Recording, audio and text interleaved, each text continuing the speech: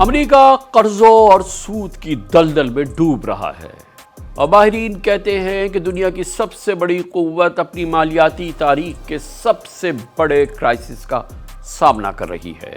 یہ سوال شدت سے اٹھ رہا ہے کہ امریکہ اس بھیانک بحران کے باوجود کیا پنپتا رہے گا یا نہیں، کیونکہ ڈالر مسلسل ڈی ویلیو ہو رہا ہے، اپنی طاقت کھو رہا ہے اور امریکہ قرضوں میں پھنس رہا ہے۔ صرف پچھلے 6 مہینے میں پاؤنڈ، یورو اور جاپنیز ین کے مقابلے میں ڈالر تقریباً 11% کم ہو چکا ہے۔ Something happened that shocked economists, and it wasn't the stock market dropping. It was the value of the dollar dropping. Usually in times of market turmoil, it increases because investors are flocking to the US for safety. We saw exactly the opposite. Money fled from the US for safety instead of to the US for safety for the first time in my memory. That was a sign that something was getting different and that people weren't just shifting between US assets. They were getting nervous about US assets. And that was unprecedented and something that woke up, I think, a lot of people about the issues associated with the debt. جون 2025 تک امریکہ کا مجموعی قرضہ 36.22 trillion یعنی 36,220 billion dollar ہو چکا ہے، جو BRICS ممالک یعنی کہ چائنا، رشیا، انڈیا، برازیل اور ساؤتھ افریقہ کی مجموعی 32 ٹریلین ڈالر کی جی ڈی پی سے بھی زیادہ ہے۔ امریکہ پر 36 کھرب ڈالر کے قرضوں کو اگر اس کے 347 ملین آبادی پر یعنی کہ 34 کروڑ کی آبادی پر ڈیوائیڈ کیا جائے تو ہر امریکی خاندان پر اوسطاً آج 2,70,000 ڈالر کا قرضہ ہے، اور امریکہ میں پیدا ہونے والا ہر بچہ آج 1,09,000 ڈالر کا مقروض ہوتا ہے۔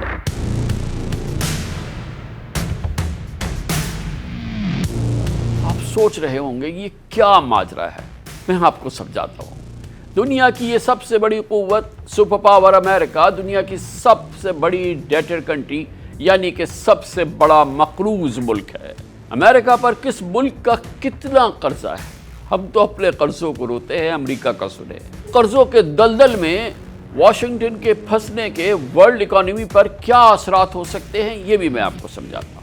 عام لفظوں میں کسی سے ادھار لینے کو قرض کہا جاتا ہے، لیکن ملکوں پر نیشنل ڈیٹ کیسے چڑھتا ہے بتاتا ہوں۔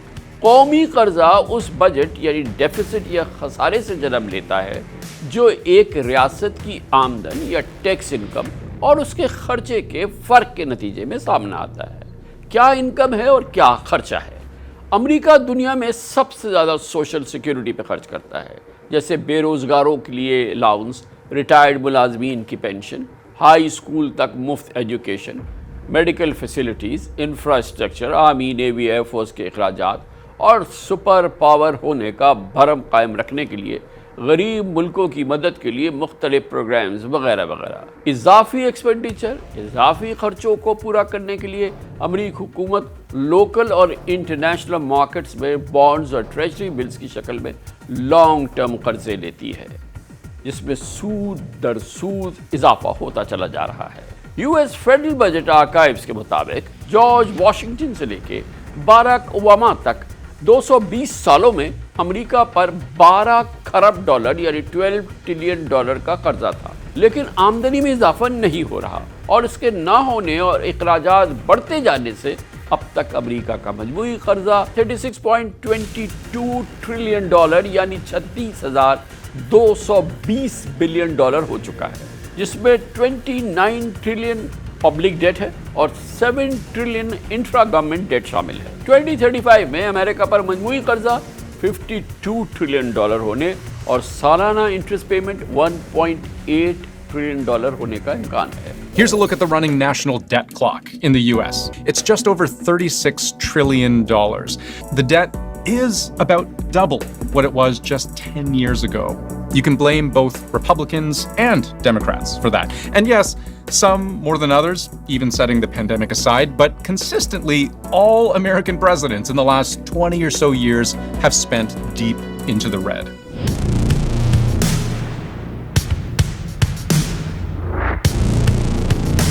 اب آپ کو بتاتا ہوں کہ امریکہ پر ڈیٹ میں کس ملک کا کتنا حصہ ہے، امریکہ کس ملک کا کتنا مقروض ہے۔ امریکہ پر دوسروں ملکوں کا $7,400 بلین بائیلیٹرل ڈیٹ ہے جو اس کے ٹوٹل قرضے کا 22% ہے، اور اس میں سب سے بڑا حصہ جاپان کا ہے۔ سب سے بڑا امریکہ جاپان کا مخلوص ہے۔ امریکہ پر جاپان کے $1100 بلین، $1,100 بلین، یو کے $780 بلین اور چائنا کے $765 بلین ڈیو ہیں۔ دیکھا جائے تو جنوری 2023 میں امریکہ قرض لینے کی لاسٹ لمٹ تک پہنچ چکا تھا، آخری حد پار کر لی۔ کہا جانے لگا تھا کہ super power on the brink of default ہے۔ ڈیٹ لمٹ کا مطلب یہ ہے کہ یو ایس گورنمنٹ اس وقت تک مزید قرضہ نہیں لے سکتی جب تک کانگریس باقاعدہ اس کی الگ سے منظوری نہ دے۔ لیکن بائیڈن ایڈمنسٹریشن نے سوشل سیکیورٹی کے پروگرام بھی جاری رکھے، قرض لینے بھی نہیں روکے، اور ٹرمپ انتظامیہ بھی اسی ٹریک پر بلکہ شاید اور تیزی سے آگے بڑھ رہی ہے، جس کی وجہ سے صرف پچھلے ایک سال میں امریکہ کے مجموعی قرضوں میں $1560 بلین کا اضافہ ہوا۔ آخر امریکہ پر قرضے بڑھنے کی اہم وجوہات کیا ہیں؟ تو اس کا پہلا جواب یہ ہے کہ ٹیکس کٹس۔ امریکہ میں پچھلے 8 سال سے ٹرمپ دور میں نافذ کردہ 2017 کی ٹیکس کٹوتیاں آج بھی برقرار ہیں، جس سے حکومتی آمدنی بے شک کم ہو رہی ہے۔ امریکہ پر قرضے بڑھنے کی دوسری بڑی وجہ آفیشل اخراجات ایکسپینڈیچر میں اضافہ ہے، خاص طور پہ نئے پروجیکٹس اور پیکیجز۔ اب مثال کے طور پہ یہ اب آپ نے شاید سنا ہو، ٹرمپ نے انٹروڈیوس کرایا ہے، کانگریس نے منظور کیا ہے، ون بگ بیوٹیفل بل۔ اس پہ بڑا ناز ہے پریزیڈنٹ ٹرمپ کو۔ اس میں ڈیفنس بجٹ، بارڈر سیکیورٹی اور انفراسٹرکچر کے اخراجات بڑھا دیے گئے ہیں۔ That tax cuts are expenditures. They're the biggest spending in this bill, to the tune of $5 trillion. $5 trillion added to the national debt to give tax cuts to the wealthiest people in the country at the expense of feeding our children, health care for our people. اس بل کے ذریعے اگلے 10 سال میں مزید $3.3 trillion سود کا بوجھ امریکہ پہ پڑ جائے گا۔ کوئی پاکستان ہو یا امریکہ، جمہوری حکومتیں پولیٹیکل بینیفٹس اور عوامی مقبولیت کے لیے قرضے لیتی رہتی ہیں، قرضے بڑھاتی رہتی ہیں اور اگلی حکومتوں پر منتقل کرتی رہتی ہے۔ لیکن ایک پلیزنٹ سرپرائز، خوشگوار حیرت کی بات یہ ہے کہ دنیا کی سب سے بڑی ملٹری پاور امریکہ اپنے $900 بلین کے ڈیفنس بجٹ سے زیادہ رقم اپنے عوام کی سوشل سیکیورٹی اور ہیلتھ کیئر پہ خرچ کرتی ہے۔ امریکہ میں سوشل سیکیورٹی پر عوام کی فلاح کے لیے سالانہ $1500 ارب $1,500 بلین اور ہیلتھ کیئر پر $1000 بلین تقریباً $1 کھرب خرچ ہوتے ہیں۔ اب آپ سوچ رہے ہوں گے کہ امریکہ پر قرض کس رفتار سے بڑھ رہا ہے، تو اس کا جواب یہ ہے کہ جنوری سے جون 2025 تک امریکہ نے روزانہ $4.3 بلین ہر گھنٹے $180 ملین قرضہ لیا، یعنی امریکہ ہر گھنٹے 55 ارب روپے کے قرضے میں ڈوبتا جاتا ہے ایوری آور۔ اگر انٹرسٹ پیمنٹ کی بات کریں تو 2025 کے اختتام تک سود کی ادائیگی کا ایسٹیمیٹ تقریباً $1100 بلین لگایا گیا۔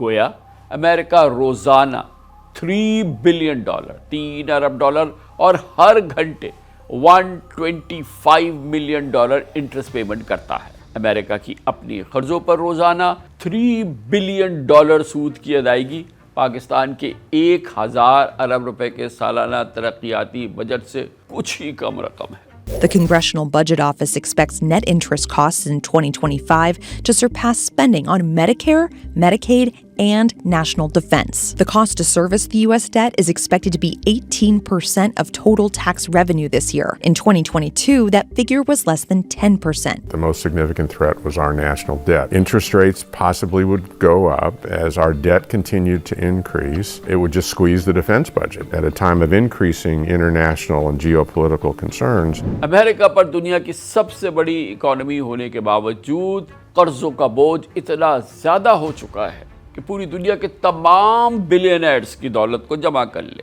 تو بھی امریکہ کے ذمے آدھا قرضہ واپس نہیں ہو سکتا۔ آپ لوگ سوچ رہے ہوں گے امریکہ پر قرضوں سے ہم پاکستانیوں کا کیا لینا دینا، امریکہ پر چاہے جتنے قرضے بڑھے ہمیں کیا فرق پڑتا ہے۔ لیکن آن مائی ریڈار میں آج اس موضوع کا انتخاب کرنے کا میرا مقصد یہ ہے کہ کہ امریکہ پر قرض نہ صرف اس کی اکانومی بلکہ پورے دنیا کے مالیاتی نظام پر بری طرح اثر انداز ہو رہا ہے۔ اپنے بجٹ خسارے سے نکلنے کے لیے ہی پریزیڈنٹ ٹرمپ دنیا بھر میں ٹیرف پالیسی لگانا چاہتے ہیں، ٹیرفز کو بڑھانا چاہتے ہیں۔ امریکہ کو ایکسپورٹس کرنے والے 10 بڑے ملکوں میں سے 6 ایشیا میں سے ہیں، جن میں China, Japan, south Korea, India اور ویتنام شامل ہیں۔ پاکستانی پروڈکٹس کا سب سے بڑا خریدار بھی امریکہ ہے۔ اگر امریکہ اسی طرح ڈیٹ ٹریپ میں، قرضوں کے جال میں پھنستا چلا گیا تو پریزیڈنٹ ٹرمپ کو ٹیرف پالیسی کی طرح دنیا بھر کے لیے سخت فائنینشیل اور مانیٹری فیصلے کرنے پڑیں گے۔ اہم سوال یہ ہے کہ امریکہ قرضوں کے اس بھیانک بحران کے باوجود کیا پنپتا رہے گا یا اس کے بوجھ تلے ڈوب جائے گا۔